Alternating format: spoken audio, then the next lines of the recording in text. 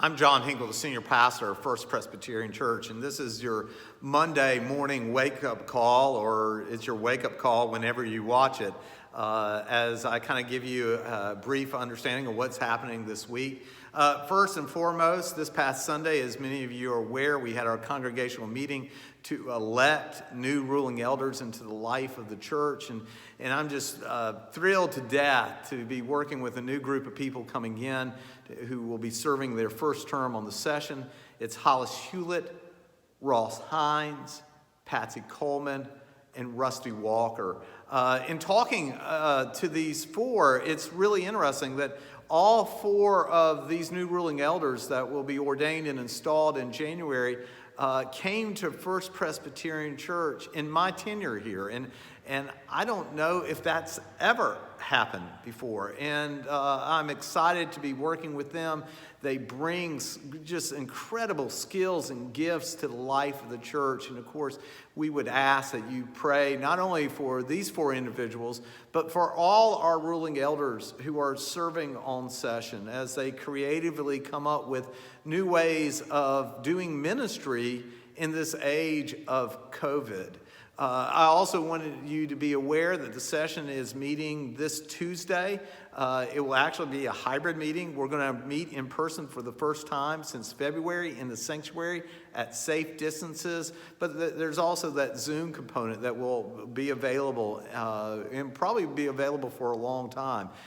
So we are taking up some important issues that we have to kind of figure out and wrap our arms around. So please, I know you always pray for the leadership of this church, but especially now, if you would just keep us in your prayers.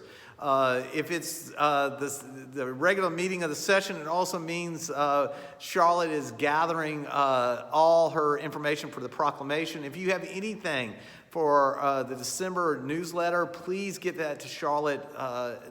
We try to have everything in the Tuesday of our session meeting, so please get that in as soon as possible and be on the lookout for the proclamation. And then last but not least, as always, we are taking very seriously what is going on in our world, especially in our community concerning COVID. The task force met this Sunday, and we are constantly looking at the information. We are relying on our medical personnel to kind of give us some understanding of what we need to do and why we need to do this. If you have any questions at all, please call First Presbyterian Church. You can speak to me, speak to Bobby, speak to Joyce, and we will try to clarify the decisions that we are making. And then I know that I said that was going to be the last thing, but this is really the last thing.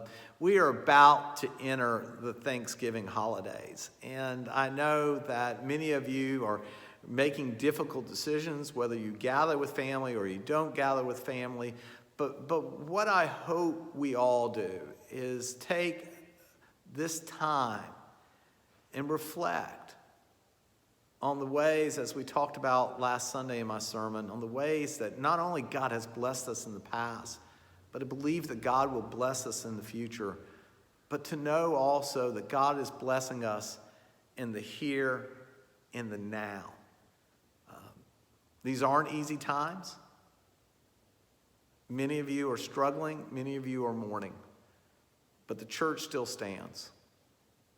And we stand because we have a belief that Jesus Christ is faithful to us in all things, that his love endures no matter what we are facing or why we are facing it. So I thank you, and I just pray that you have a great day. I hope to see you soon. And if not soon, I hope to see you down the road.